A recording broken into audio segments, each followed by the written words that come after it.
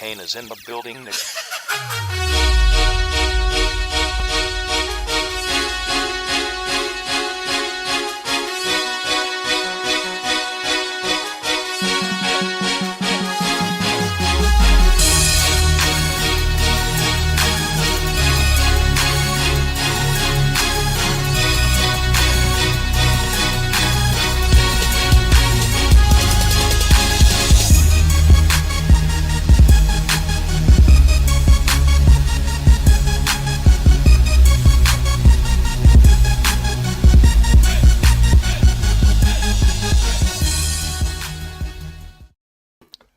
Hello, and thank you for tuning into the second edition of the Buffalo Blueprint Podcast here only on the Dude Champions Media Network.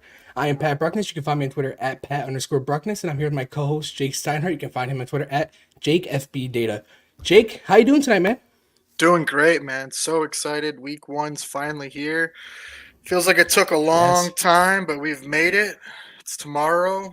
Countdown is on, and I'm pretty pumped, man.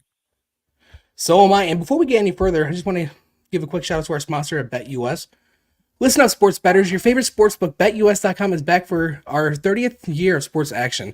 With the industry's biggest sign-up bonus up to 125%, BetUS offers the opportunity to cash in on all your favorite sports, including live action and the chance to build your own prop. That's right, if you're looking for live in-game betting, incredible props, daily odd boosters, a top-tiered racebook, and an unbeatable casino experience, look no further, we've got it all. What about fast payouts and exceptional one-on-one customer service? We got that too. Use code sign up now to betus.com by clicking on the link below and use promo code DO, which is in the description of all our live videos, to get the greatest sign-up bonuses. Our account managers are available 24/7 to help you get started on the best action at 1-800-792-3887. BetUS, America's favorite sportsbook.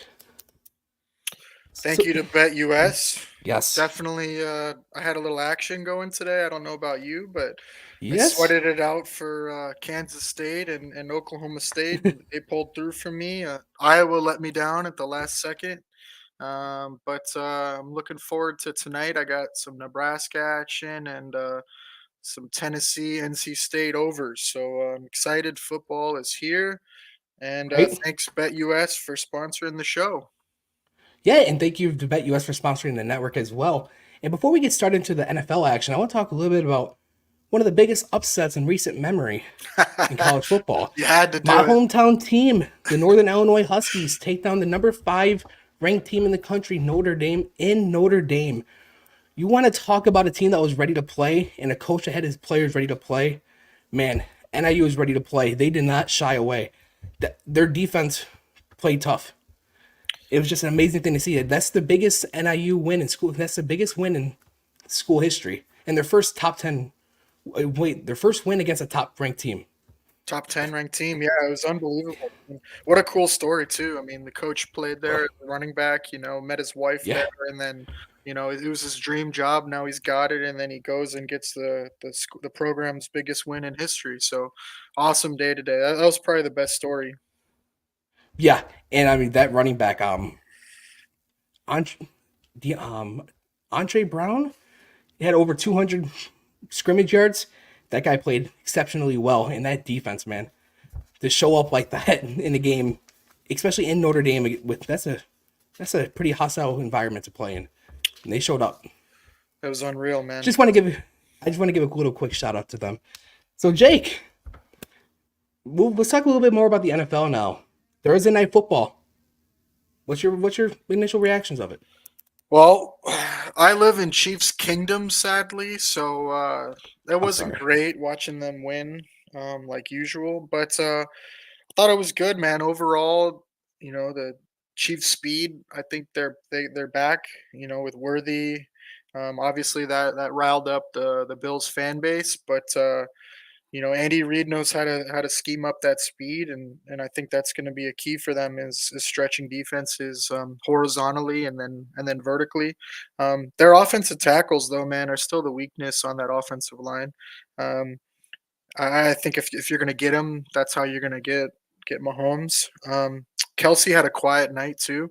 Thought that was interesting. I'm waiting for Father Time to catch up to him, but it just never seems like it's ever going to happen. But we'll see. he definitely didn't do anything too impressive on Thursday night. And then for the Ravens, Lamar, man, I just he just keeps missing, man. And when big moments, he just can't make the throw that he's got to make to win the game. Um, I think he lives too much off his legs. It seemed like in that game it was you know quick scan, first read, and then it was check down or run, man. And it was very quick.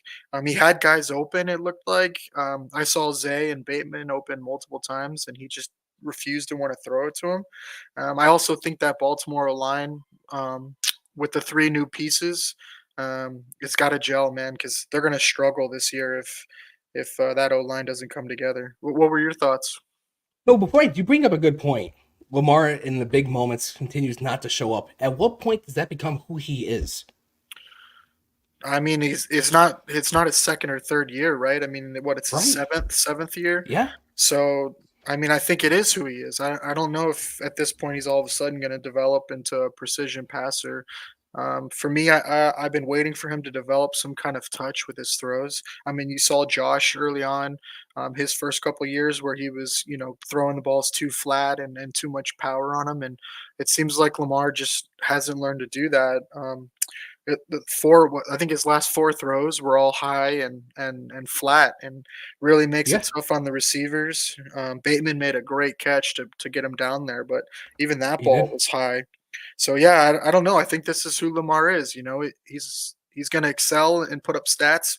If you just looked at his box score, you would think he played, a fantastic game, but when you watch, he just leaves so much out there, and it's tough. I mean, the stat that blew me away was at halftime, his average depth of throw is under 1 yard. I mean, that's unbelievable. Um, so You're you not going just, to beat you teams can't like win that. like that. No, you're not. Right. That's right, and so maybe that's who he is, man. But he's still going to put up stats, and he's still going to have the guys that are going to, point to his two MVPs, and he might win another one with the way he pads the stats. But when it comes Yeah. down to Regular it in season the champion. clutch moments, yeah, in the clutch moments, I just haven't seen it. You hit the nail around that. I can't say any more about that. I mean, I don't think he should have won MVP last year. I thought it should have been Christian McCaffrey, or if it, because I know a lot of people say it's a quarterback award. Josh Allen, 40 touchdowns, 4,000 yards. But yeah, my opinions on the game was Rasheed Rice. I think he's really emerging as the number one target over there in Kansas City. Saw it a couple times down the middle of the field. Yep. It seems like it seemed like it was automatic. He transitions, man, from a receiver to a runner just so clean. He A does. lot like you see Shakir and Kincaid do, but man, he's just a yak monster. But why is he playing? Like that was my question. Like, Let's talk eh, about that a little bit. I mean, Jordan Addison suspended. right, Rasheed Rice was in a, his thing, his incident was more serious. right. Not saying drinking and driving is not serious, because it is, but Right, but when you're going over hit and 100 run. miles an hour racing and you get in a car accident and then you run like you said on video, that's not like it's Yeah, in question. It's on video, and I believe he even in his statement said that he did do it. So I don't know, man. That blows me away. I also saw a lot of you know again the complaints on the Chiefs O line. The right Juwan Taylor. tackle, yep, lining up Yes, back, all and the then time. they were hammering Ronnie Staley for Baltimore on the same thing, and then they were just letting Jawan Taylor get away with it all game. So that's definitely not going to help the narrative for the Chiefs, that they get away with everything. So Yeah, I mean, if you're gonna be picky on it with one side, you got to call it both ways. You can't just call it on one side. And I know Kevin Elliott, the co-host of the No One to Blame podcast here, yep. says KC refs. Yeah, It's and you know true. what's funny though is like they were the number one penalized offense last year, but if you look at it and you look at that game, like it felt like half their penalties or more were offsetting. Like it was unbelievable. Like They every were. time the Kansas City got flagged, so did Baltimore, and it was like 5 yards on Kansas City, or I mean it would have been a 15-yard penalty against Kansas City and only a 5 yarder on Baltimore, but it was offsetting and they got to replay the down. It was typical Kansas City game. Oh my goodness, Jesse here, the host of the No One to Blame podcast. Dominic Toretto would disagree with Rasheed. Well, maybe if Rasheed does get suspended. He can star in the new Fast and Furious movie. I'm sure they'll There, come out with another one. there you go. Yeah, I but I think the basically, Chiefs are still the team to beat though. Um, of course, their O line, the interior of their O line is just ridiculous. I thought they'd be able to run the ball better, but um, I still think they're the class, and I think that defense, typical Spags, they're just going to get better and better as the season goes on. I do worry about their cornerbacks. With Snead being gone, I think that's where you can get them is on the outside and challenging their corners. So we'll see how that goes throughout the year, but they're still the team to beat. yeah, and basically, my other key was the Ravens defense. They played very well. Yeah, just Roquan, man. I was surprised. It looked like Kansas City really went after him and tried to put him in coverage and in tough situations and just picking on him pretty consistently all night. You were talking about Rice over the middle, and it looked like they were just trying to get They were. Roquan caught up in space, and it seemed to work. Yeah, I mean, and Roquan, even his time in Chicago. Of course, I'm talking about Chicago, but even with Ball, he's one of the best middle linebackers in the league, and for him to get picked on like that was kind of like, whoa. Well, it just shows you how good Andy Reid is and how well they scheme up. Yeah, They find weaknesses and then they just spam it, and it was surprising that they did it without Kelsey going off either, so especially when you look back at the divisional game last year against us, right, right over the middle of the field, attacking the linebackers with Travis Kelsey. right, I mean, Like they didn't use Kelsey, that was their whole run, their whole playoff run was just was spamming Kelsey spamming and Kelsey. Rice right over the middle, so, Yeah. alright, what about Friday night? What were your thoughts on, the Friday night game in Brazil? I'll start with Philadelphia. Man, their weapons are ridiculous. From all the way from Dallas Goddard, Jahan Dawson, AJ Brown, Devonta Smith had a very good game as well. But the guy who stole the show was Saquon Barkley with 3 touchdowns. How did the Eagles manage to get Saquon Barkley on that team? Like it's not Howie, even fair. man, it's just Howie Howie, Roseman, it's man, incredible. you know, that's one good GM, man. I do think like I'm not a big pay the running back guy. I definitely don't like paying a running back a second contract ever, but they are in a unique situation where their O line is just so good, and then with Jalen Hurts as well, you need that threat of the run game. And I think it works really well with their outside weapons too. With AJ Brown, I mean, he's so good on those slants over the middle off play action with on RPOs. And then you got Devonta, you get him in play action, one on one on a corner, just streaking down the field. So they're kind of that rare instance where paying an elite running back makes sense. I mean, you can argue San Francisco too, right? I mean, with how much they're running back centric, it makes a lot of sense. But yeah, I'm not team pay running back, but that Barkley signing sure looks like a home run to me. Yeah, I mean, I'm surprised there's other teams that were looking for a running back that settled with Austin Eckler that's on a decline. Yeah, I mean, Josh apparently Jacobs. Barkley had a market. There were multiple teams apparently going after him. So, but Yeah, and sure then looks like he's got plenty left in the tank. it sure does. And don't forget he was injured for the first half of his career with that Right. torn ACL and everything. So he still has a lot on the tires. I mean, obviously you got to talk about the field.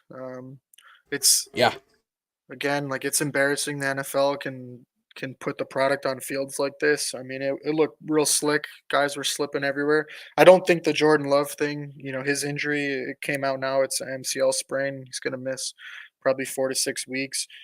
I don't think that had anything to do with the field, but it sure affected the product, and it was really frustrating to watch guys slip all the time. I mean, it's hard, to knock the quarterbacks too much because it seemed like they got to the back, they got their back foot planted and it was just sliding out from under them. Quite a few of those love throws he was trying to plant and throw, and he started just jumping. It looked like he didn't want to really plant. So that was really frustrating to watch. The flags, man, I don't understand. I know the NFL is trying to enforce certain things, especially on week one, but right. no one tunes in to watch 15 flags. I don't understand it. Like, if it's not directly affecting the play, like, they gotta stop calling flags because it just makes the game so brutal to watch. It was so frustrating. I mean, it was flag city. I mean, Thursday night was bad too. So I hope it's a week one thing, but we saw it a lot last year too, man. Refs really took over a lot of the games.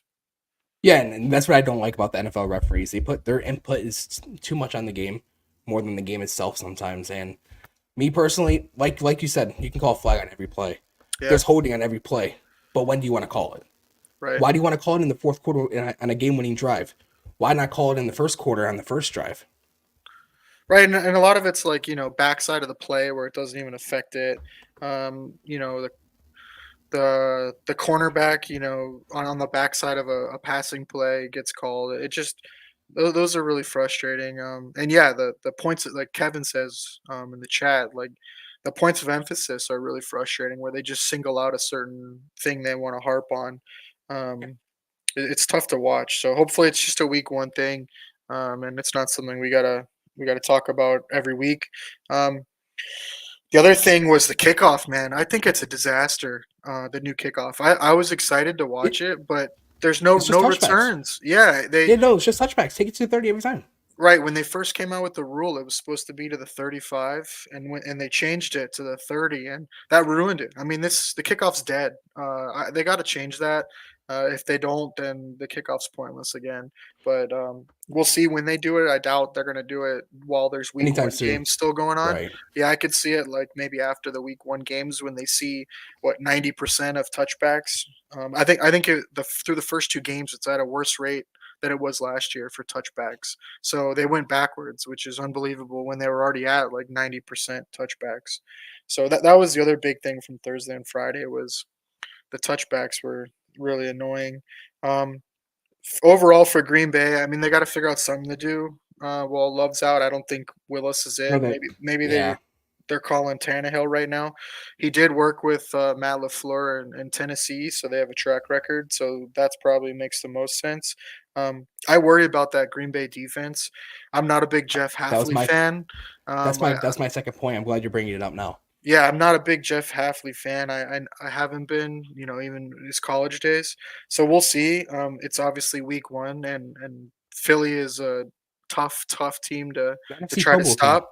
Yeah, it's very tough. So it's hard to judge them on that. But that's got me worried about Green Bay. They have a really soft slate coming up, so it's a good time if someone's going to get injured to have them be injured. Um, See Jameis Kevin talking Winston. about Jameis. Man, Jameis with those young weapons would be fun. I mean, four wide with Jameis, I'd be down for that. So Their I mean, slate's soft though, so as long as it's someone who's semi competent and put up some points, I think they'll be fine. so do Um, I. And I hope Jordan loved the best recovery. I know with the MCL sprain, he's out 3 to 6 weeks. yep, So yeah, it could have been a lot worse. I mean, when they it could have been. showed the zoom in of the video, man, it looked bad. So I'm glad it was only that. The only other thing I got is Philly. I worry about their edge pressure. We'll see if they can get after the quarterback when it comes down to it. Otherwise, they're going to be solid. They're going to rack up the wins, and I think Green Bay will too. So it was good. I mean, you can't ask for too much better games than the first two games we had. No, you really can't. And I know a lot of people are having Green Bay go to the NFC Championship game in some of their early season projections. Yep. But I know it's week one. It's going to take a while to get into a rhythm. But that Green Bay Well, defense would speaking not of look the that, I mean, best. I would watch the Green Bay lines, on BetUS. I would watch, NFC North and Green Bay division and conference. If you liked Green Bay before, I don't think this injury should stop you. And I think they have an easy slate, and Love's going to come back, and he should be fine. And so I would probably hammer that because I imagine those odds are going to dip and buy the dip, baby. I know Neffy right here said he took Green Bay There you to win the go. division at plus 200. Yep. I know in a few Dip minutes we'll again. get. Dip again, Neffy. Dip again. Oh, yeah. Definitely not a. That division's tough and competitive. So, yeah, but that's all I have from So the what last what two you games have on Thursday and Friday. what do you have for week one other than obviously the Bills game? What matchups are you looking forward to? The Bears side of me, the God, Chiefs every side of me. time I should I have just know. started with okay, let's Ugh. talk about the Bears game. Like, do we need to make a segment every week for that? Yes, Pat's Bears talk. Maybe they'll start a second podcast. There you go. Um, yeah, Titans Bears. Caleb Williams making his debut. They have some new weapons over there in Keenan Allen, Roma Dunze. They revamped the offensive line outside of the guard Nate Davis, traded for Ryan Bates from Buffalo, And that defense that was really good last year. And they also added DeAndre Swift. A lot of new pieces on that Bears team. I know a lot of people have them winning the division, myself included. But it all depends on Caleb Williams, and I think this is a good test to see how he looks week one. And it's against Tennessee, a team that's on the rise, but they're not there yet. And obviously, from Tennessee's point of it, Calvin Ridley, a new piece, Will Levis, a new head coach. So it seems like two teams that are trying to, kind of rebuild themselves a little bit. Because I know Tennessee losing Mike Vrabel, now they have their new head coach. They're trying to, make a name for themselves again. Because I know a couple years ago with Marcus Mariota, they're in the playoffs, and even Ryan Tannehill, they're in the playoffs. They were a thorn in our side, Yeah, which I that mean, was miserable. I think it's a tough game to call. There's so much new on the Bears. You got to love the weapons they have, obviously, and Caleb, and then the Yeah, Titans, man. Like I like what they did. I really like their defensive pieces, but I want to see how it's going yeah, to come together. That's a lot of new, especially week one. And then I like Will Levis and I like the offensive pieces they have. I think that O line's going to be better. I do wonder about the head coach hire, and I'm wondering what kind of game plan they're going to run because I think Will Levis, he thrives on going down the field and a little chaos, and they're going to run, I think, a West Coast like timing based rhythm offense, and I'm just not sure that's for him. So we'll see how that works out. But I do really like their pieces on offense and defense, and if it all comes together, I think they're going to be fighting for a wild card and potentially challenging Houston for that division. What yeah. other game do you got for week one Man, slate? my second game is the 49ers heading to MetLife for the second straight year. The Jets open up on Monday Night Football with Aaron Rodgers. Aaron Rodgers making his, what'd you call it, his Jets debut. Pretty much, yeah. Yeah, I mean, oh, here we go. We got a comment here from Nick. Josh Allen's stat line prediction for week one.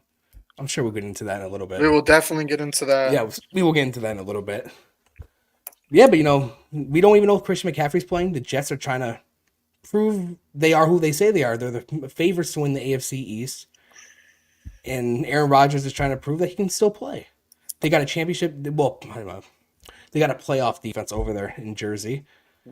And What the 49ers are a super good team. what's the over under on Aaron Rodgers finishing that game?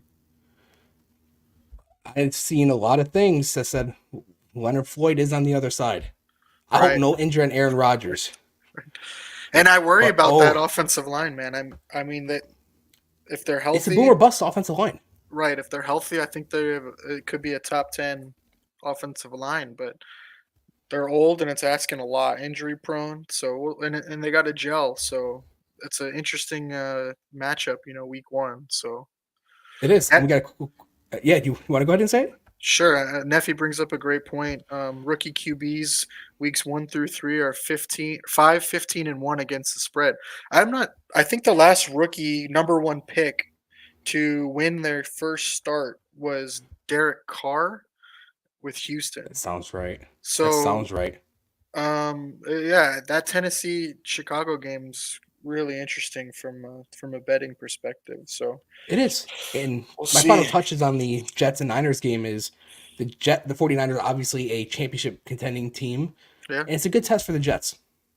For sure. I mean, if the Jets go out there and win that game, on the road, week one, like watch out, man. Like they're legit Super Bowl contenders if healthy. So it's a great test. It's gonna be a fun watch, and it's what a way to close out, week one. So I'm looking forward to Yeah. that. For me, I got Miami Jacksonville. I really want to see this Dolphins team. I really want to see the defense. And I want to see their secondary against a good Jacksonville team that I think will test them. I don't think the Heat's gonna affect Jacksonville too much. We'll see, but it should be a great slate. Jacksonville going on the road. Who do you like in that matchup? I know even in our Pick'em League, I'm still going back and forth on that game. Because Right. I see it going both ways. The Heat's not going to bother Jacksonville. They play in I Miami. hope not. Right. Sure. We're obviously rooting for Jacksonville. So Right. I hope Jacksonville. I can see that. That's a toss up to me. Miami's defense is a little suspect with the injuries that they have, and the Jaguars are relatively healthy. I don't think they have any key injuries. Now, did So you it's a game see I can see going either way.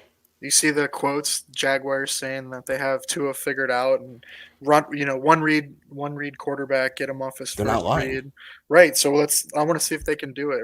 I want to see what wrinkles McDaniel's got, and should be a great watch. The But other, they play physical. yeah, I think they can. So we'll see. That Miami O line has me worried too. The interior is not good, and then Yeah, both their but tackles are injury prone. Terran Armstead is gonna miss at least a couple games every year. So and can, that's a blueprint to victory for the Jaguars. Attack I their see what you tackles did with there. Josh Hines out, yeah, and Trayvon Walker attack the tackles.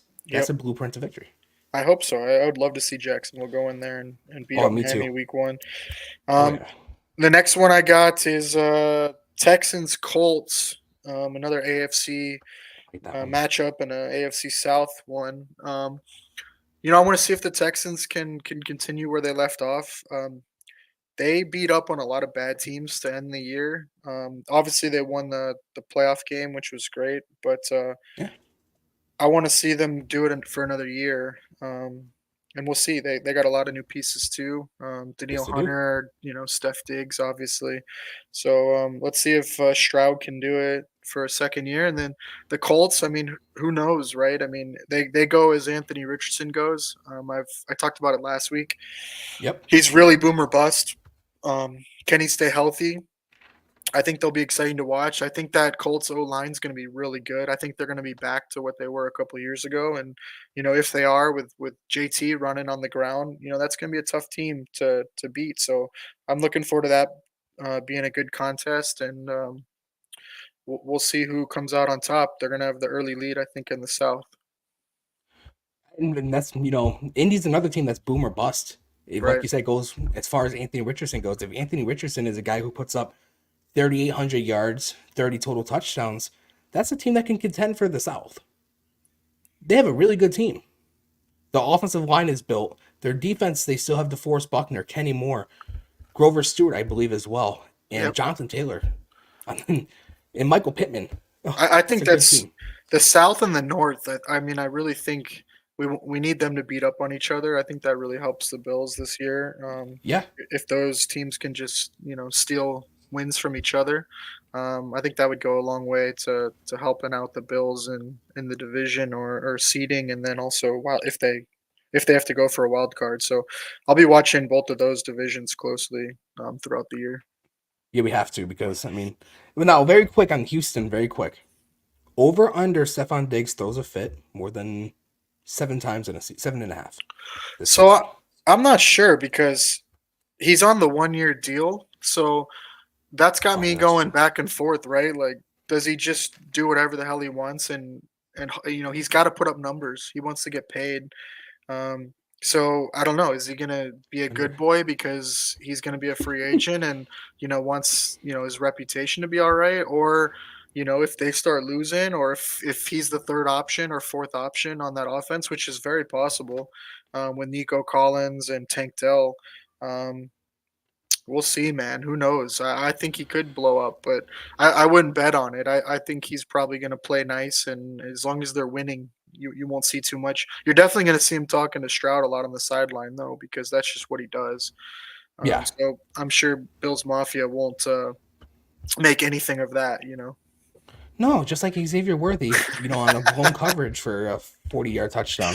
Of course Yeah, not. Of I think you course could have not. scored on that end around. Oh, probably. I know I would have scored on the blown coverage at least. I don't know about the end around.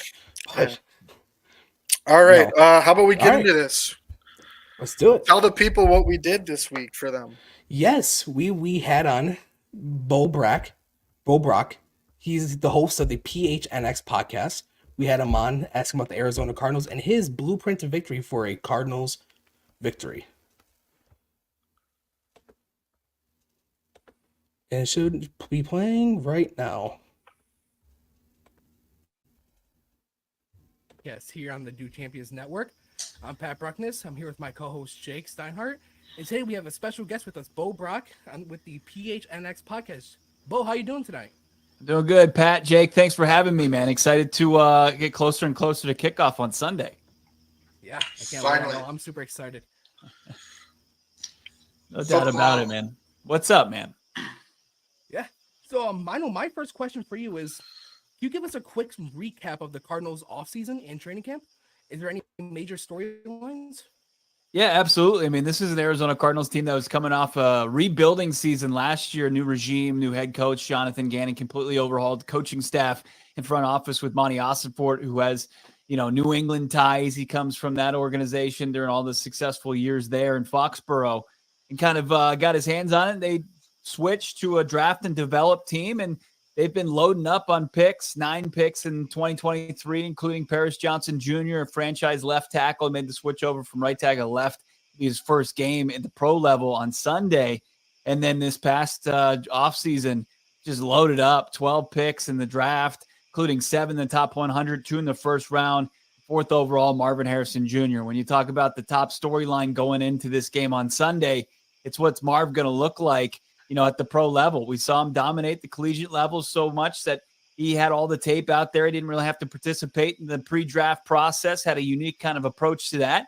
And we get to see, what maybe Kyler Murray can do with this overhauled offense and this new coaching staff going in fully healthy. So it's exciting time. Like you guys have been there before a long time ago when Josh Allen hit the scene and they started to build around him.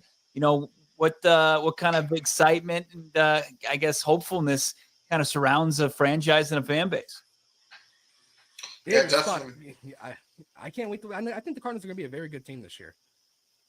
Yeah, it's possible. It absolutely is possible. I think that the last season was the year where it's like, hey, we're not gonna grade you on wins and losses. You just clear the cabinet, do as much as you can to tear down and clean up the mess left by the previous general manager and coaching staff. Get yourself going in the right direction, start to do things culture-wise, and get them on the right track. And I think they did that and then some, and really are setting themselves up to be, maybe one of those fun Sunday ticket teams. And if they surprise, if they turn into a Houston Texans from last year where they kind of win the final game of the season and sneak into the playoffs, that'd be great. But I don't think that, it's playoffs or bust just yet. It's people are being realistic. It's year 2 of a rebuild. So it seemed like the goal this offseason was to focus on the offense and try to build around that strength. Do you see that that's where most of the resources went, and maybe next offseason they'll focus on the defense? And is the defense going to be able to do enough to keep the Cardinals, into games and to keep them competitive? I mean, utilizing the 4th overall pick in an offensive heavy draft, like a really offensive heavy draft, we didn't see a defensive player going to the 14th pick in April. And I think that they leaned into that and they took Marvin Harrison Jr. And like that certainly supplements the offense quite a bit. And this was a group, guys, that, when Kyler Murray came back, yardage wise was in the top 10. They were, a top rushing team. You look at EPA, or if you just look at, the surface level statistics, like just yards per carry with James Conner, they were a force to be reckoned with in the ground game. And, they go 3-5 with Kyler Murray at starting quarterback. Could have been 4-4 if, their place kicker makes 1 or 2 kicks at the end of the finale. And that's pretty good considering looking at, just how their roster, how bad it was last year. So, I think that with a defensive coach, Jonathan Gannon, coming from the 2022 Eagles team that made its run to the Super Bowl, 70 sacks and 17 picks, him being there and then bringing one of his proteges and Nick Rollis to coach up the defense, be their DC, that they are kind of like, hey, you guys invest in the offense, get Kyler Murray right, and then we'll work on the defense. And I think that's really kind of the state of the franchise right now. But they invested some guys. Like, we won't see Darius Robinson. Unfortunately, he had a calf injury, 27th overall pick out of Missouri, versatile interior defensive lineman. But, Max Melton, who played at Rutgers in the Big Ten, you'll see some snaps. He was a 2nd rounder. Rabbit Taylor Demerson is safety, 5th rounder out of Clemson, and Xavier Thomas is going to be part of this edge rush rotation. So they're still investing in the defense. It's just they're young. They're very raw. So to expect, big things out of them, like their Marvin Harrison Jr., I think would be a little far-fetched. What about offensively? Are they going to be leaning into like a 12 personnel, run heavy, 13 personnel type offense, or you think they'll spread it out a little more this year?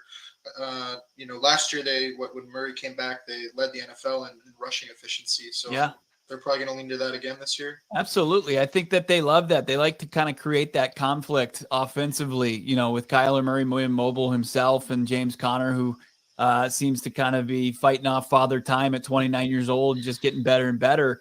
That they're gonna, run him like a Toyota and just kind of rack up the mileage here in a contract year. And they invested in it. Like, I think their offensive line guys is set to, really kind of be bullies in the run game, and probably you'd like to see a better performance in pass pro, but I think they try to make up for that as far as their offensive line setting the tone and establishing the run. So yeah, I mean, 12 personnel, they were in the tops in the league as far as that personnel package. I mean, right around 60 for 11 with around the rest of the league, but 12 and 13 personnel. Absolutely. They drafted Tip Ryman, and we'll see if he's available. He was the consensus top blocker at the tight end position in this draft out of Illinois. And it seemed like, hey, that might be a reach for a top 100 pick, but it's what they want to do. And Trey McBride is a really good player in the passing game, decent blocker, but they wanted to get somebody in Tip Ryman that could help, fit the C gap and make some, open up some running lanes for James Conner and crew. So absolutely, they want to establish it. They get a little bit, they don't get away from it, even when it's not working. Like, teams say, hey, we want to establish the run, and the Cardinals really do emphasize it, even if things don't go right early. So what's the feeling amongst the fan bases, like the ceiling and the floor this year for the Cardinals? Ceiling and the floor, that's an interesting question. I mean, if you look at, what Vegas has them, their win total over under at 7.5, and it went up from 6.5. So it's one of those win totals that moved. But you weren't getting very good odds if you were hammering the over there, 6.5. So there is a belief, not only through the fan base, but also, the sharps in Vegas, that, this team should be hovering right around 500. Like, could it be a sweat? You hit the over on 7.5? Sure, because of how their beginning schedule stacks up. It is just littered with 2023 playoff teams, including, game one against the Bills. Then you've got the Rams, the Lions, you've got the San Francisco 49ers and Packers in the first 6 games, with one, Washington Commanders team sprinkled in there. It is a bit of a murderer's row, but I think, it really kind of thins out, and you get to face the Patriots and the Panthers and stuff like that. And you'll be able to stack some wins at the end of the season. So I think that this team, the floor has to be 7 wins. And I think the ceiling is probably 10 wins. Like, just because there are so many things that have to go right on the defensive side of the football, and some players that have to develop on the fly. And then also they have to make up for some holes that remain, because you can't fill them all in, 2 years into a rebuild. Yeah, that division doesn't help either. That's murderer's row for sure. No, it doesn't. In Seattle, like, they're a bit of an unknown. They're such a known commodity for so long, one losing season in a decade with Pete Carroll. And I know, like, the head coach it's a big deal, flipping the entire coaching staff, but I think they've done a good job in drafting and developing guys. So roster wise, I think they're a little bit ahead of where the Cardinals are. So that could be one of those where it's like, hey, who can you hurdle? You see Seattle and, like, okay, there's your target. But then, like, you got to win games in the division. They went 0-6, should have won the finale. But I think if you really want to start being taken seriously, you got to win those games in the division. It's just not easy. Now, Bo, I do have a question for you. We have a segment on the show called the Trench Warfare. Can you give us one strength and one weakness on both the offensive line and defensive line? Yeah, I'll leave the defensive line second here, because it's the most kind of overhauled and questionable group.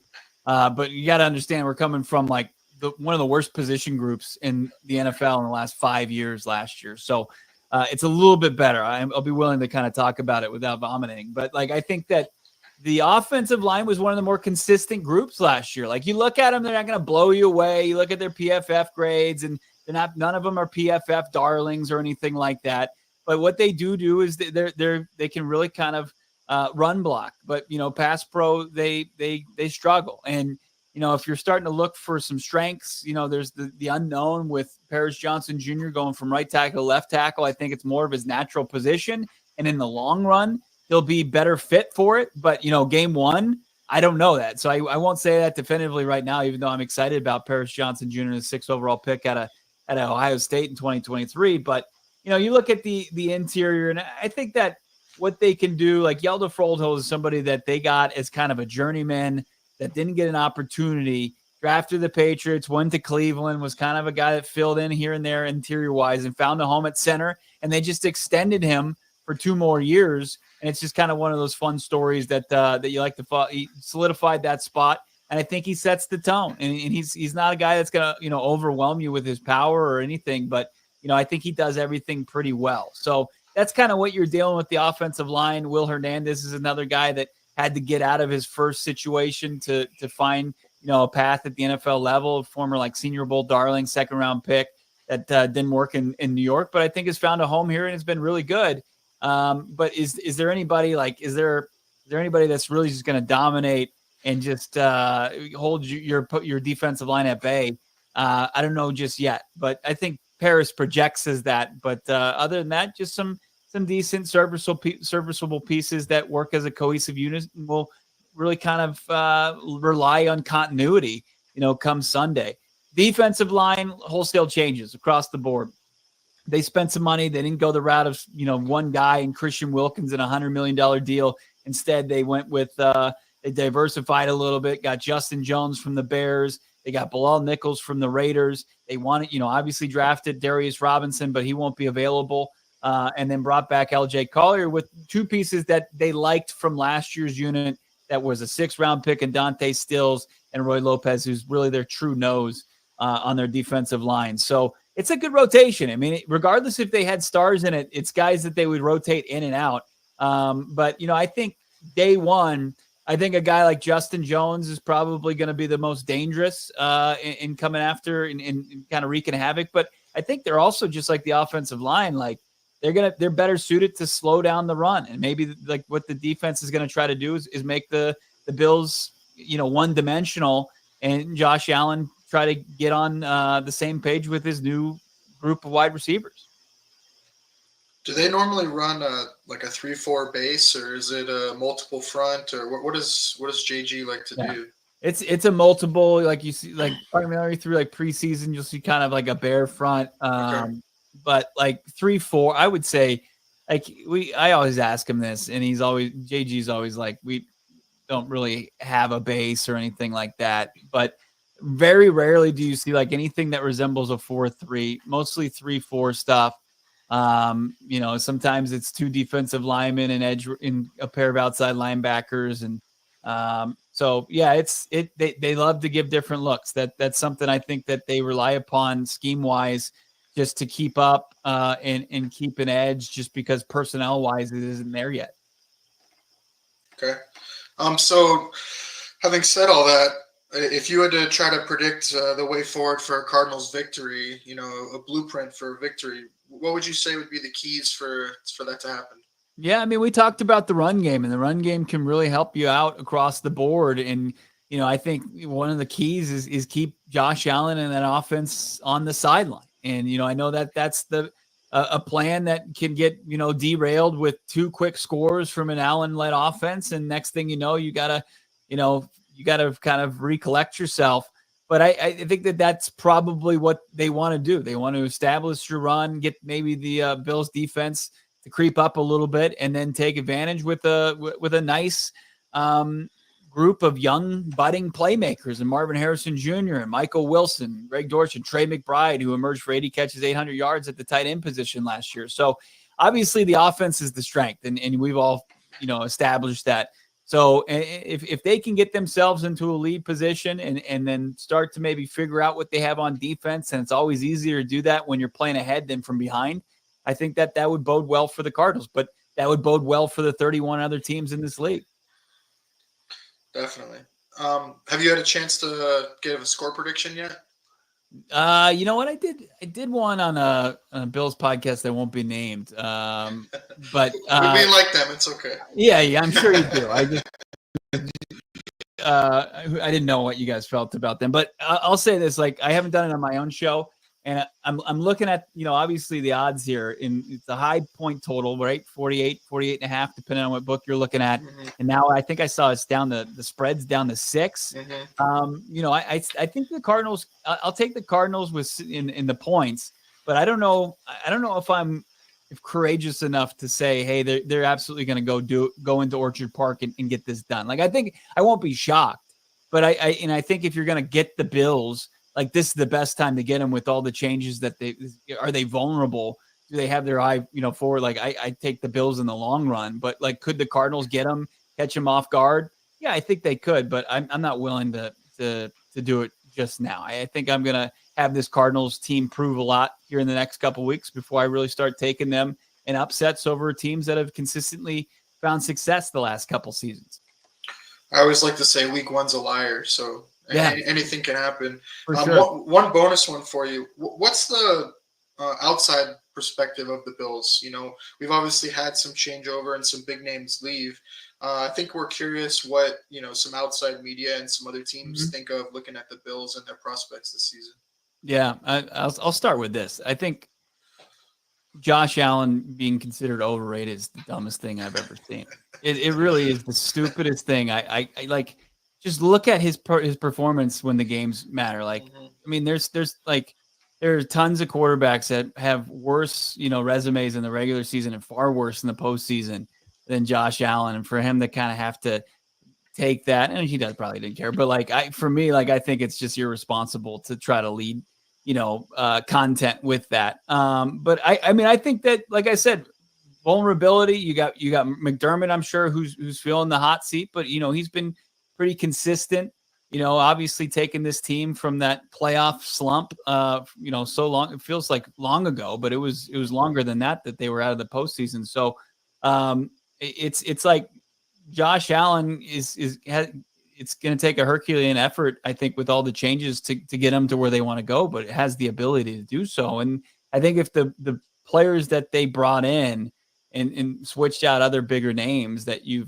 guys have been cheering for so long, if they pan out, it's going to look great. But it seems like it's going to be, it's easier said than done. So I think that there's still a lot of confidence in the Bills. It's just, you got to see, there's been so much turnover that you can't definitively say, hey, this is a team that should be there in the AFC Championship game against Mahomes and crew. Definitely. Well said. Yeah, well said. Now, I think that's all the questions we have for you. Now, do you want to tell everybody what you're working on?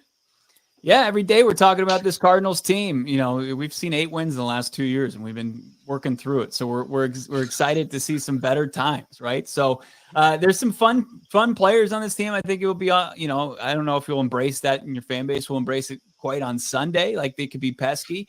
But talking about the Cards every day, PHNX Sports on YouTube, wherever you find podcasts, is up PHNX_Cardinals. Keep up with this team before they go to battle on Sunday.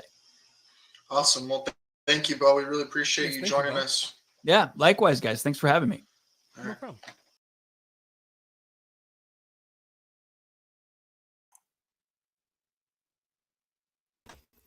Oh, I was muted. Again, we want to say thank you to Bo Brock for coming on and giving us his time. Again, you can find him at PHNX Podcast, as he covers Arizona Cardinals, and generally a great guy. Very knowledgeable. Really thankful he came on, and he definitely has his ear to the ground for the Cardinals, and knows exactly what's going on. So he provided some great insights to us. How about the start of that interview? Can I just tell that story for everybody, please? Yes, you can. I just want to say one thing. It seemed like we seemed very, very flustered. There's a reason behind it. I know I was tongue twisted. Very good. It was reason. funny. Go ahead. So we're sitting in the lobby waiting for Bo to join us, and I'll throw him under the bus. Matt Diger came and joined us, and then so did Student. And they join us in the lobby, and we're just hanging out. And then all of a sudden, of course, Student has to bump some hype music, and he's got some rap going on, some Cardi B. And then Bo shows up, and Matt and Student just leave. They just leave. They don't say anything. They just left.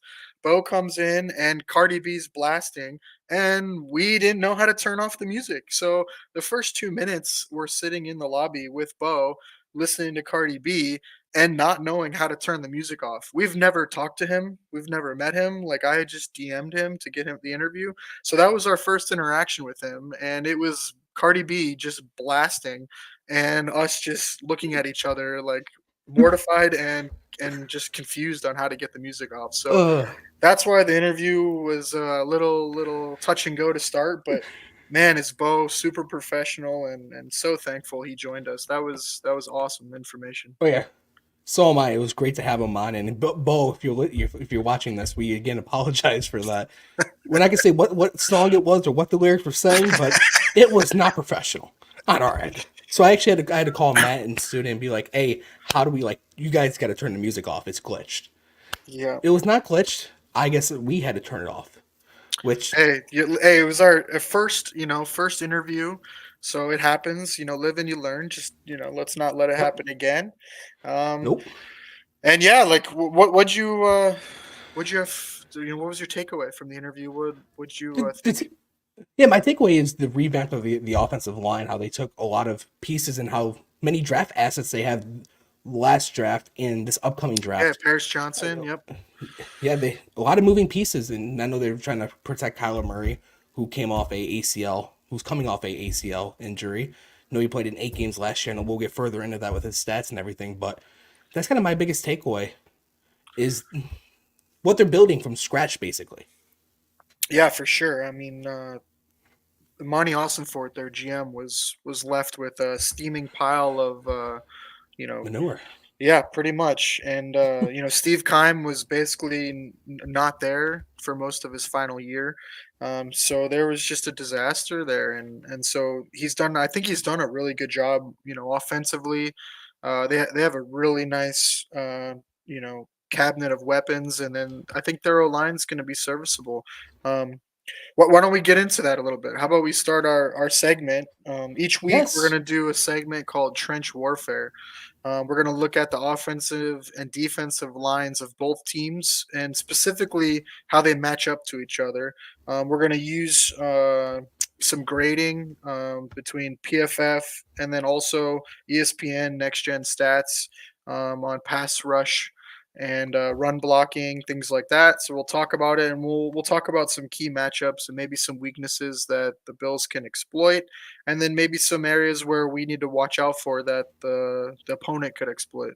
So Pat, you want to pull up the graphic and Yes, and as I'm pulling that up, you can find that also on our Instagram and Twitter as well at Two Champions every Thursday and Friday. So yeah, here is the first one.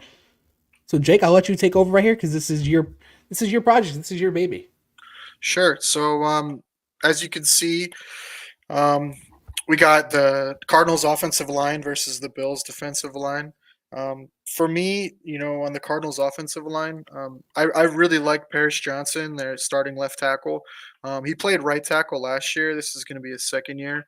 He's moving over to left. I think that's more of his natural fit. I think he'll be fine there, but it's his first game. It's his first start on the left side. So I really want to see how he does and if we can exploit that at all with AJ and even Vaughn on that side and can we take advantage of it? They didn't play a lot in the preseason in general for their offense, so I do wonder, is their line going to be gelled and firing on all cylinders come week one? So that's something we could try to exploit too. The rest of their O line is pretty solid. Their centers with journeyman that's now been there going on for a second year, and then um, the left guard came over from Seattle, and he's been Yep. around. He's solid. Will Hernandez, he kind of got around a little bit from the Giants, but he's found a home, and he's you can see by his ratings he's pretty solid. And then Jonah Williams, he came from the Bengals. I think that's an area where we can attack as well. Um, Jonah Williams is solid. He's a good player, but I think it's a tough matchup going against Groot. I think Rousseau's length is going to uh, give Jonah Williams some fits. Jonah Williams does not have long arms. He's also not a strong player. He's not a power player. So I really want to see Groot get after him, use his arm length and his power, and take advantage, kind of like we saw in that Steelers matchup. So that's an area where I really think we can exploit. How about you? I'm right there with you. I look at the tackles and just where they're overall ranked. Their left tackle Johnson, 57th out of 81, and Jonah Williams 59th out of 81 as well. Yep. With our two edge rushers, not including Von Miller, of course, But Greg Rousseau and AJ Epinesa, I think this were a game where we can see them not really just have, I don't want to say have their way with Mhm. the tackles, but they should be able to win more than they lose Yeah, in their and pass rush it's reps. the Solomon's going to miss this game. He's officially ruled out. I And do Dwayne want Smoot, to. I believe, too, right? Was he officially ruled out? I believe so. He's most likely out due to a toe injury that came up late this week. Yeah, and that could be big. Stopping the run. Um, I'm interested to see there. I saw they brought up Klein, so maybe that's why they brought up Klein. Um, was specifically for his run stopping and setting the edge.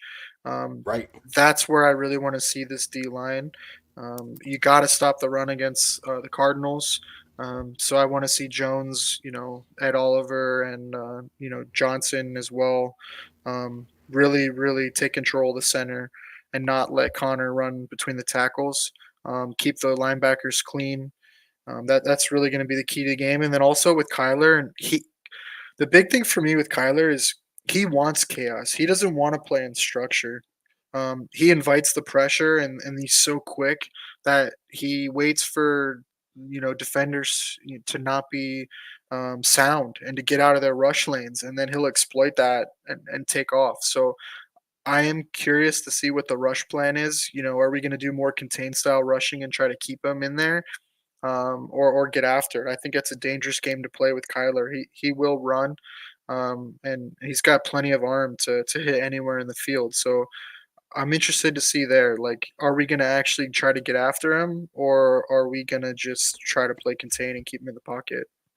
Well, just going by the way Sean McDermott has, called the defense. I know it's not McDermott calling the defense this year; it's Bobby Babbage. But in a McDermott defense, they do a pretty good job of containing mobile quarterbacks. Notable defensive performances from the Bills defense when we went up against Lamar Jackson and Justin Fields. I think those are the two you really got to look at because those are the two best running quarterbacks in the NFL. And I Besides know the last Josh. one, yes, besides Josh Allen, of course. But Lamar Jackson, we saw it in the divisional round in 2020. Lamar Jackson had nowhere to go. More recently, the 2022 season when Buffalo was in Baltimore, and then Yeah, Justin Fields, the big obviously in difference though 2020, is Kyler wants beat you with that. his arm. Yeah, Right, he's gonna throw it. He doesn't necessarily look to run like Lamar does. He's kind of more like a Mahomes style, where he's buying time and looking downfield. And he's got plenty of weapons, man. We'll get into that more for the skill mismatches, but yes. that's my big thing is stop the run and get pressure on Murray, but don't risk it, man. Don't get too crazy. Because he will beat you with his legs and extend plays, and that's where I worry about the back end. Right, and somebody who's fascinated with the defensive line, especially in the trenches, like myself, how do you play against a Kyler Murray, a guy who can really do both? Because you can't Yeah. pin your ears back all the way, otherwise he's going to take off on you Well, I if think you give him it's an open hole. so really it's when they say contain rush, it's your ends rushing but not getting too deep. So you're Right, not right. trying to win a lot around the edge and going wide. You're rushing to a certain point and then you're stopping and trying to stay parallel with the quarterback and not get behind him so you don't leave a lane. And then your interior really needs to get pressure to contain a mobile quarterback. You get that interior pressure and then you have the ends locking up the outside so he has nowhere to go. And then that's how you get after him. So I think if the ends can just hold strong and not get too greedy, I think Jones and Oliver will get the interior pressure eventually, and that's how you're going to get Kyler down. And then then you let your ends backtrack if Kyler tries to step up, and get him. That's where Groot's so good with his length. So I'll be interested. I mean, there is the wrinkle of Babbage and what he wants to do, but the other big piece is you do not want to blitz Kyler. He's really good against the blitz. He's actually better against the blitz than he is against just a four-man rush. So that's something I don't really want to see. Now you can do like simulated pressures and drop a DN in coverage and blitz a linebacker or a slot, like Taron Johnson or something like that. So you can do that, but just don't bring extra guys because Kyler thrives off that. He's one of the rare quarterbacks that actually does better against the blitz. So again, that's where this trench matchup is going to be so key. Can we get organic pressure with our four and not have to bring extra guys? We have to, and I think like you already stated with Ed Oliver and Daquan Jones. Ed Oliver had a career year last year, and Daquan Jones was a big part in that, being the one tech and opening things up for Ed Oliver. And I'm glad we get to see Daquan. I'm sorry, Daquan or Daquan, whatever, whichever one it may be. We have Ed Oliver and Daquan Jones together. I think Yeah, it's a it's a very good point important piece. for sure. I mean, Jones was off to an incredible start, before he got hurt in England. So I'm excited to see them back together. I do want to see how we do with. I think we're gonna run some stunts and some simulated pressures, and I do want to see how that O line for the Cardinals does against that, considering they haven't had a lot of snaps together in the preseason. So that's something I would look for. Um, I wanted to see Smoot play as well because, like Groot, he can drop down inside, um, and so you can get another edge rusher in there for passing downs. But I think we got enough juice, and really, it's going to be more about stopping the run this game. If you could stop the run and make them become a passing team, I think that's going to go a long way. They're not really a drop back team. Spread it out. Most of their passing is going to come off of play action and plays that look like runs that are passes. And now, do you think this is a game where we see a lot of Von Miller? Me personally, I don't think so. With Arizona being a more of a run heavier team than That's let's say a that's team like Miami. that's a great question. I think that's going to be something all year that we ask. I would be shocked if we did see more than him probably get, I don't know, 30-40% of the snaps. But I guess it's going to be game script dependent. Also injuries too. I think it's tough if you got Smoot out and you have Solomon. You might have to have him in there more, but that's probably why they brought in Klein as a bigger body, get him in there early to set the edge, and then have Vaughn come in for the passing downs. I mean, if it was my preference, I would just use Vaughn for late passing downs early, late along passing situations, and then save him towards the end of the game situationally when you need him. And if the game script goes where you don't need him, then don't play him at all, and don't put that extra wear and tear on his body. I want him at the end of the year at his best. I don't really care about week one. Right, me too. If he doesn't put up a sack tomorrow, I'm not gonna be like, oh my goodness, here we go again. No, Yeah, for it's at sure. this point, it's more about low management at this point with Von Miller. We signed him to be the closer in the playoffs, not for him to be All Pro Hall of Fame Von Miller in Week 1. Sure, it would be nice, but we need him more in the long stretch. Yeah, for sure. Definitely. All right, Should you want to go to yes, our O line versus their D line? let's do it. All right, Yep, there so it is. like Bo said, you know, th- I think their line is just a bunch of guys. I think they're a bunch of third and fourth rotational guys. They're fine, but no one's really going to blow you away. They did beef up a little bit on the interior to try to help uh, their run stopping. They were pretty bad last year against the run, really bad. I think they were like bottom two or three in the league. So I think that was a little bit of an emphasis. Um, and then off the edge, Zaven Collins is fine. He's nothing spectacular, but he's a capable edge rusher, and Gardex probably might be their most dynamic pass rusher, but that's not saying a ton either.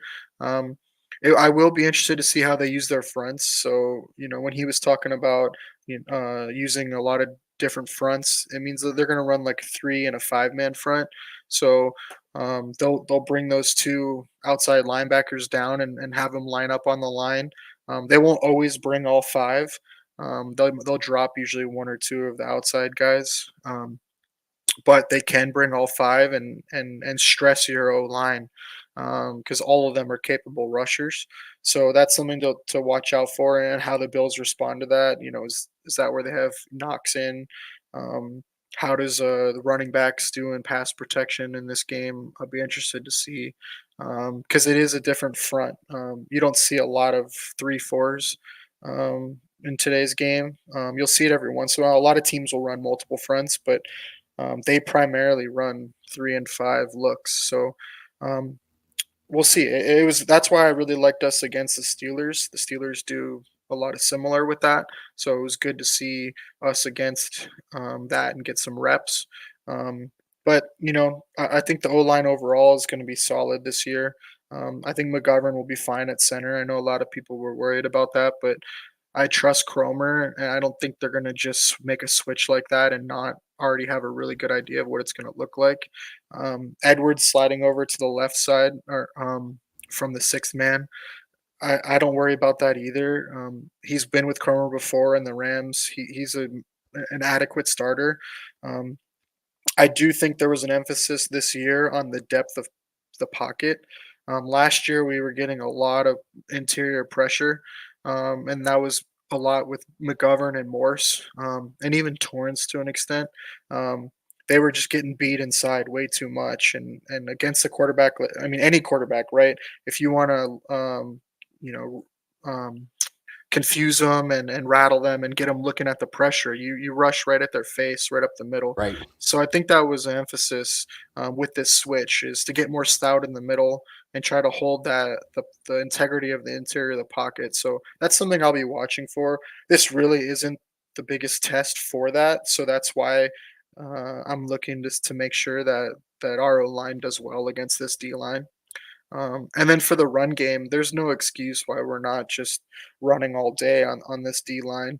Um, I think we should have a field day between James Cook and Ray Davis. I think there should be no problem running the ball, and if we do, then I'll be a little worried. Again, it's week one, but this is a really advantageous matchup to run the ball. It really is, and I'm looking at it. Collins is the only defensive lineman and linebacker that I'm really concerned about in this on Arizona's defense. Now, on a passing down, what I'm going to do is I'm going to double team Collins and make somebody else like Bilal Nicholas or Justin Jones or Lopez or Gardick beat one of our other offensive linemen one on one. Because Josh Allen was the least sacked quarterback last year. Sure, Josh Allen did help in that, but like you said, there's not a lot of players you gotta have to look out for on the defensive line for Arizona, except Collins. Yeah, I mean, I'm pretty sure John, Gannon will have a plan for them. I think they're going to try some different stuff. Right, right, They're going to challenge the O line for communication. You're going to see stunts. I wouldn't be surprised if they blitzed and blitzed pretty heavy, and it's week one especially. So make sure that the O line's communicating and Josh sees it, and Josh has his checks down and is ready for it. So I could see them getting pressure that way. But there's risk to that too. So I think it's a good test for the O line. I think they should have no problems, and it's a good week one matchup because you're going to see a lot of different stuff, and it being an odd front, I think that's a good thing too because it really makes the O line have to work one on ones because right. you're going to see them a lot on an island and in one on ones because they're not going to be able to help because Arizona will bring five, even in the run game too. So I could see a lot of condensed formations against the Cardinals. Both tight ends in line, even a Gilliam game for an extra blocker just to try to displace and get some gap, duo runs, double teams, stuff like that. It can be tough against a front like this. So you could see one of those games where we finally see, a lot of 12 personnel or 22 personnel with Gilliam back there trying to make some holes. Yeah, and I think something that's worth mentioning is the fact that the Cardinal starters did not play in the preseason, Yeah, it's a great so they point. have no game reps. Yep. So it's probably going to take that defensive line a little bit more time to, get some continuity. And I know you bring up 12 personnel. The Bills ran 210 snaps in 12 personnel last year. That's with Ken Dorsey and Joe Brady. And the Yeah, I success think rate on it was 48%. Yeah, I think a lot of that though had to do with Knox's injury and in his I wrist. agree. Yes. Once he had the injury, I think it was the Jacksonville game too in England as well. Um, but he just wasn't effective. And then obviously he sat out right until he was healthy again. So when he Right, came back right. in, they went back to it. But I think it's going to be run a lot more. Um, the run game was way better when he came back. Because of that, his run blocking has gotten really good. And so I'm looking forward to that 12 personnel and just smash the ball on this Cardinals team. I don't think there's any reason to spread it out and air it out. I think you can just run it right at him and then work the middle of the field, give Josh easy throws, and play action and that would be my game plan. And unless the Cardinals get up early, I would lean heavily into the run this game with both Cook and Davis and just hammer it. So what I definitely do see the Bills running less 11 personnel as we ran 730 snaps out of 11 personnel. Yeah, I think so. I mean, I think a lot of that, had to do with the Knox thing as well. But Yes, right. um, Yeah. I think you're still going to see it quite a bit. I think the personnel pieces they brought in, you're going to want to see them get, you know, Curtis Samuel on the field and Shakir and Matt Collins and even Coleman all on the field, and they might all be on the field in different situations in 12 personnel too, right? And two wide receivers, and you Okay. could see Curtis Samuel and Shakir as your two wide receivers, or you could see Hollins and Coleman as your two wide receivers depending on the situation. Um, so I think we'll get more into that in the skill matchup, but Yeah, which I think this is a perfect time to get right to that, don't you? let's do it. Let's do it. Here we have the Buffalo Bills offensive skill players versus Arizona's defense. Yeah, and I'm excited to see this group. I know there's been a lot made of the Diggs leaving and then the lack of star power at wide receiver, but I think there's a lot, man, in the skill group. I think there's a lot of versatility, and I think there's a rhyme and reason to it. I think Brady has a game plan from what I've studied and what he's done in the past. He really likes to get uh, weapons in space, one on one, and in advantageous matchups. So you're going to see a lot more motion, a lot more formations than we've seen. A lot more condensed formations, so we're not getting so wide. Your wide receiver is closer to the offensive lineman, and that makes communication a lot more challenging for defenses when you're in condensed formations like that. There's a lot more traffic, and you can do a lot more rub routes and things like that. And then also for the run game, you bring extra blockers in. So I think he's definitely got a plan. You can see all the guys they brought in are better after the catch guys than we've had for a while. So that's going to be really nice seeing Josh have some weapons that can create on their own. We saw that with Shakir. Once he started getting fed the ball, he had some amazing runs after the catch. That's something Curtis Samuel's done his whole career, so I'm really looking forward to that.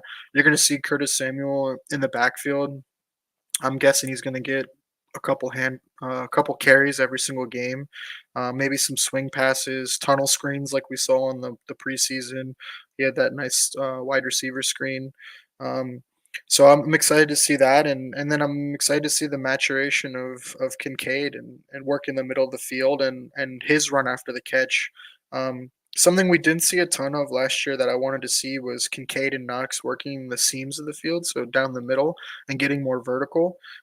You kind of saw that a little later in the season. Maybe it was something that they wanted Kincaid to get more reps at, or they didn't want to put too much on his plate. But I'm looking forward to that this year. I think both him and Knox can exploit teams down the middle and getting linebackers chasing them down the middle of the field, and it'll open up the underneath stuff for Shakir and Samuel and even Coleman. I think he excels on the in space as well. I think that's an underrated thing that I haven't heard a lot of people talk about with Keon Coleman is his yards after the catch ability. I mean, he was a punt returner in college at his size.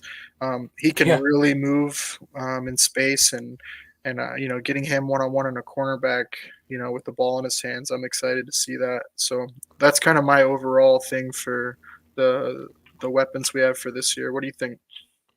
Yeah, no, I'm right there with you. I know for this upcoming game against Arizona, if I'm the Bills, outside of running the ball, I'm going to attack the middle of the field. I'm going to attack Kaiser White. I'm going to attack Mac Wilson Jr. with Dalton Kincaid, who averaged 9.2 yards per catch last year and who averaged 42 yards a game. I definitely see those numbers going up with the departure of Stephon Diggs and Gabe Davis. And I know Josh Allen has been working with Dalton Kincaid this offseason. I think those two are trying to build a chemistry. And what better game to do it than week one, where this Arizona defense is nothing. I don't want to say it's nothing because they're still NFL pro players, but we shouldn't struggle. The offensive line should be able to hold and give Josh a clean pocket. Yeah, for sure. I mean, I like Kaiser White. I think he's had a nice bounce back coming from Philly. I think he's pretty solid, but he's nothing crazy, in coverage. And then Mac Wilson, I think you can exploit in coverage for sure. The other interior linebacker. I'd really like Buda Baker. Man, is he fun to watch. He flies He is. around, big hitter. So he's someone you got to watch out for. He's also a little bit of a ball hawk. So that's why for me, I want to see a lot of short passes and a lot of running the ball and make it easy on Josh. I don't think this is really a game where you need to go downfield. If it's there on a play action, fine, but I don't really want him testing outside. I don't think their corners are that great either. Sean Murphy Bunting, I think, is on the more of the decline. He's a good tackler and good against the run, but I don't think he's great in coverage. And Thomas last year was not very good either. So I think this is a good game for the receivers to get some action, get some quick game going, and make them tackle. Make them tackle in space. They weren't a very good tackling team last year as well. So let's make it easy on Josh, and I look forward to it. I mean, this matchup's about as good as you're gonna get, especially week one. Yeah, I mean, looking at the numbers right here from last year, the passing efficiency from the Bills' offense, they were number 6, and the number 6 passing efficiency as well. Where the Cardinals, on the other hand, were 26 offensively.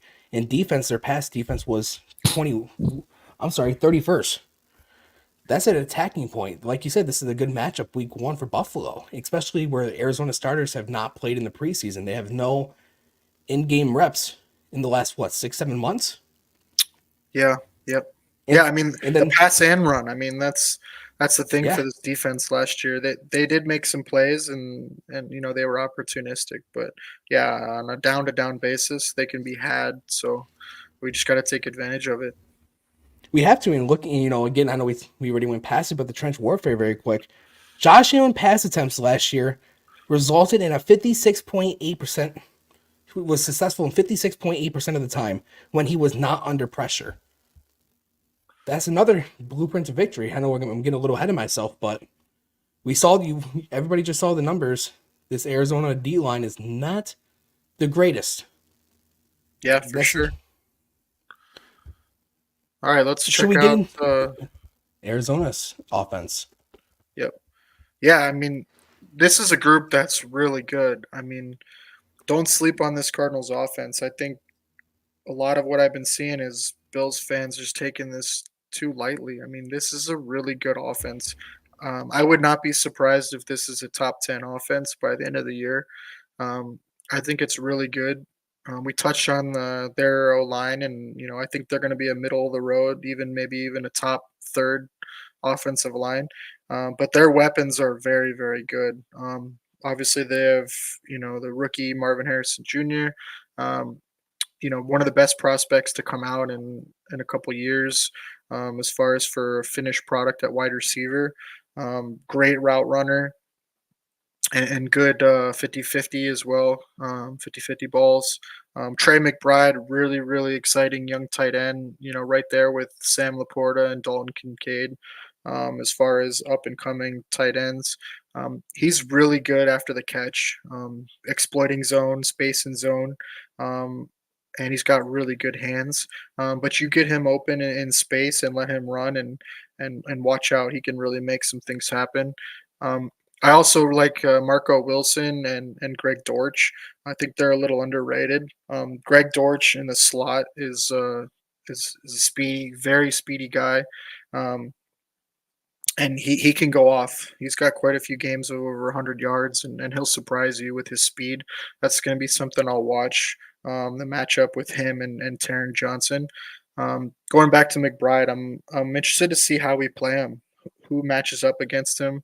Um, I know a lot of it is going to be, dependent on the zone matchups, but you can't just let McBride run around back there.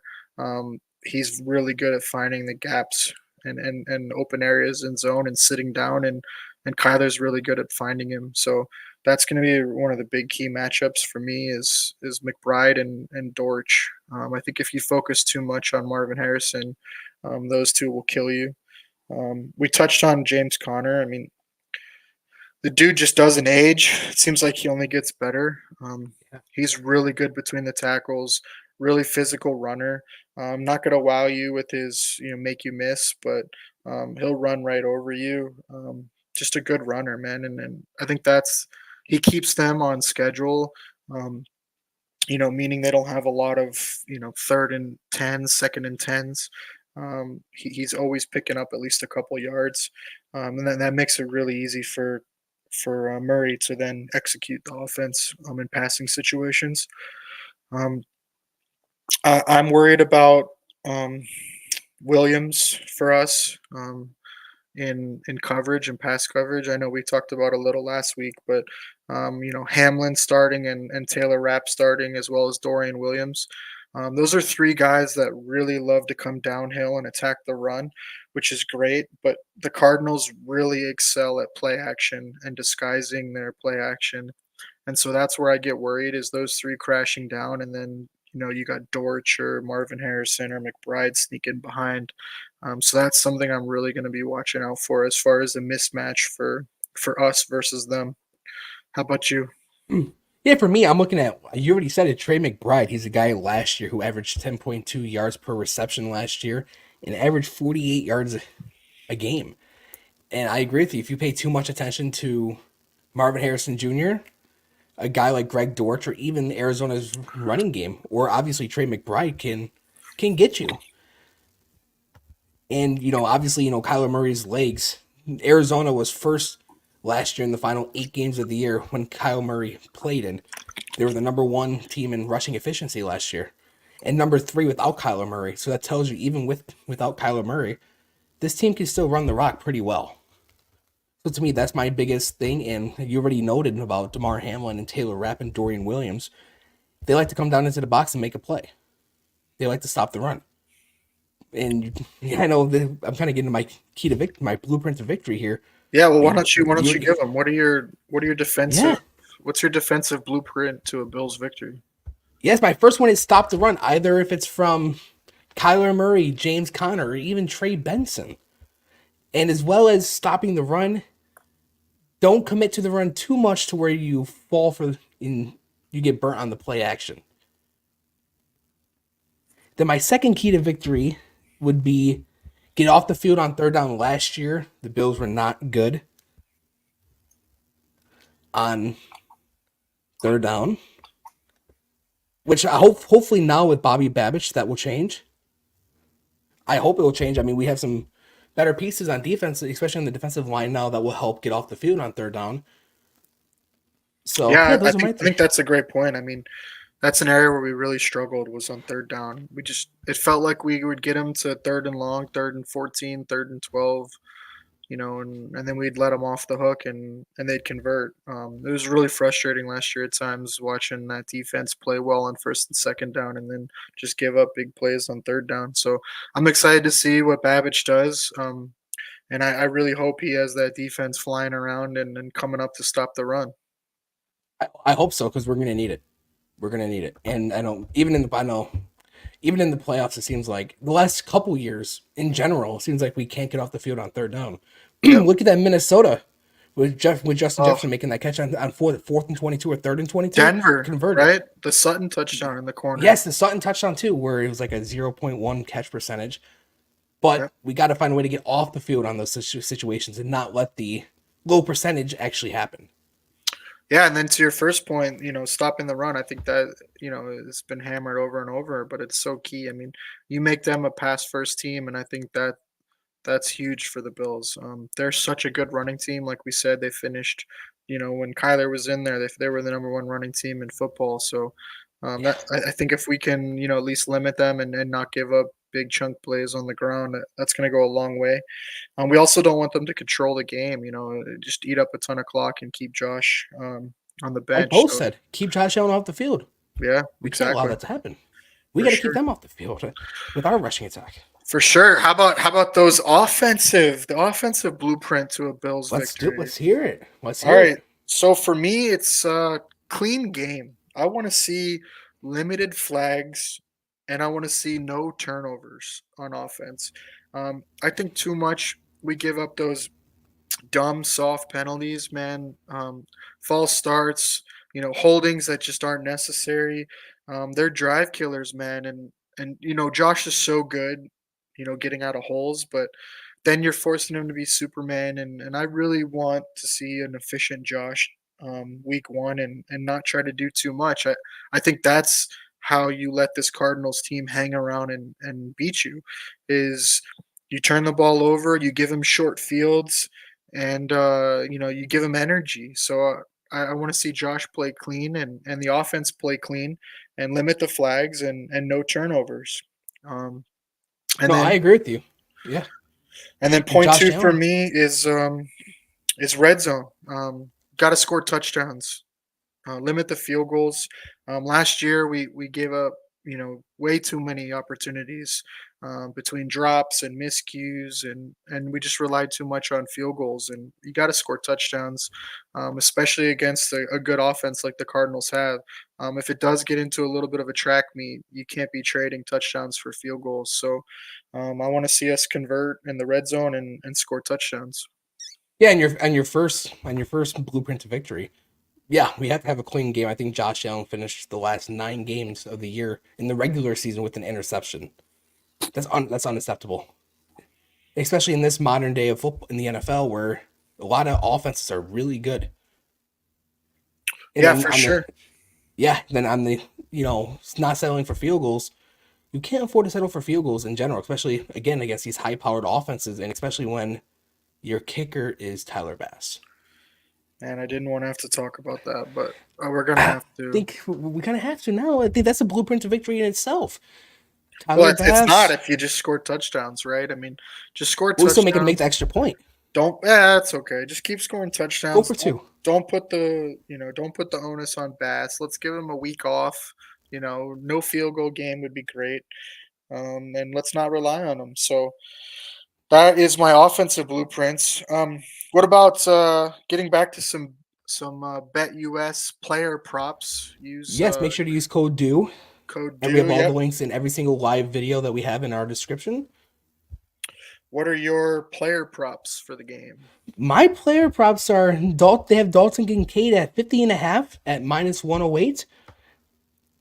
That's for over. I'm sorry. Then under is -120. I do have Dalton Kincaid taking the over, as we stated earlier, especially with the departure of Stephon Diggs and Gabe Davis. I could see Dalton Kincaid emerging as the number one target.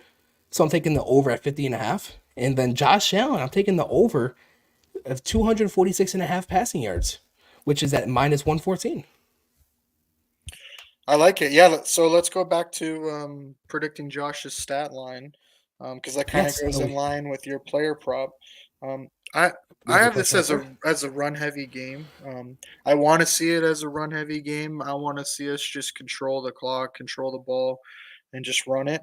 But I do have Josh going over the 246. I have him going for 257, two touchdowns and an interception.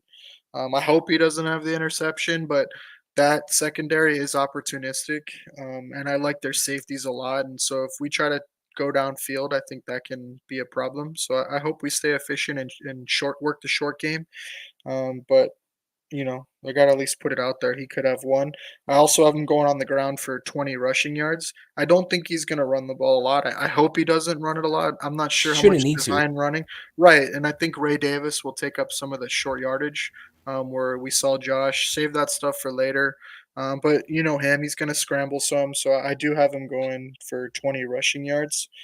Um, and then my player props, I got Shakir over 4.5 receptions, and Kincaid over 5.5. I think those two are going to be our number one and number two weapons. I think they're going to get the ball.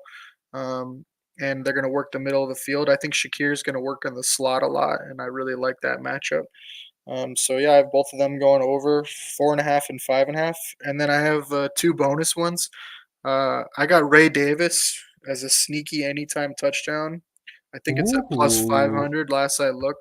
I like that, man. I think he's going to be your goal line short yardage. I think even in the red zone, I think you're going to see Cook come off and you'll see Ray Davis come in the low red zone, so 10-yard and in. So I like him getting in there on the ground, and then I got Josh Allen, of course, for the anytime touchdown, just as well, because if Ray Davis isn't scoring it on the ground, I think Josh is. Right, and that's kind of what we saw last year with Latavius Murray. He couldn't get it in. Josh Allen's like, fine, I'll do it myself. Right. Now, what is your score prediction? I've gone back and forth a lot. I respect this Cardinals offense a lot. I worry about the Bills defense, with some of the injuries. They haven't had a lot of snaps together. The two new starting safeties, Dorian Williams in there. Um, and this offense, this Cardinals offense is just good, man. So I've gone back and forth, but I do have the Bills winning. I have the Cardinals covering though. So I have the Bills winning 27-24. I could even see it being a higher score than that. If the offenses hit the ground running, but the Cardinals not getting any preseason, like you said, that could slow them down a little. And that would be the only reason why I think the Cardinals won't at least put up some points. That their offense is too good. I don't see the Bills holding them to under 15 points or something like that. I think they're going to get theirs, but the Bills just need to get ours and get them fast and turn the Cardinals into a throwing team. No, I agree with you. I do have Buffalo winning this game 31-20. Sean McDermott led Bills are pretty good at not losing to the same team twice in a row.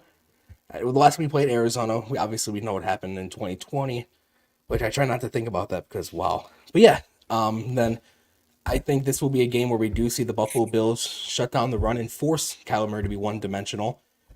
And again, I think not playing the preseason will affect them in this game, especially with having some new pieces, as Bo Brock stated earlier, and like we already talked about. I think this is a game where most of the guys that are playing in for Buffalo, like DeMar Hamlin, have already played meaningful snaps for us. Taylor Rapp has already played meaningful snaps for us. Yeah. Then obviously outside of our receivers, but I think this is the game where we're gonna run the rock. I can't believe we're 90 minutes in and we're just bringing up Hail Murray, but think about who was involved in that play. I mean, you had DeAndre Hopkins, no longer on the Cardinals. You have Trey White, no longer on the Bills. You had Micah Hyde, no longer with us for now. And then you had Jordan Poyer, on the Dolphins now. So, I don't like thinking about that play, but we're a different team now. It was so long ago. Yeah, for sure. And hopefully, we come out on the other side of it. My uncle, who's a very big Bills fan, he's watching. Shout out to Uncle Cubby, but he's got the Bills winning 34-20. He was not too happy that I had it as close of a game as I did. So I'm just happy we're here, man. Week 1, it's right around the corner. And couple hours, man. Hours. And go Bills. Let's go. Yeah, go Bills. And very quick before we end the show, I do want to say, make sure you join in the Do Champions Network tomorrow after the game as Student Body Right, and Matt Digert will be doing the place at the table after the game at Ilio DePaulo's. That's going to be a good one.